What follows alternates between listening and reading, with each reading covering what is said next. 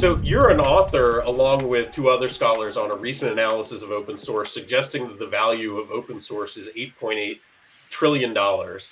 And I just want to sit with that number a little bit, because I've talked to a lot of people about your paper, and I have to keep correcting people because they hear it, but their brain registers billion.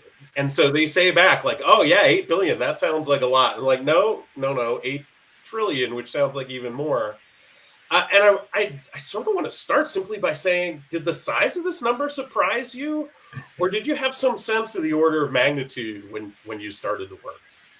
Yeah, no, it did. It definitely did, because, we were expecting something in the billions and ended up with something in the trillions, much like the people you talk to. And so I think, our first reaction was, this can't be right. We must have done something wrong. Let's go and check. And, we looked into, like any research, we were making some assumptions and we played with those.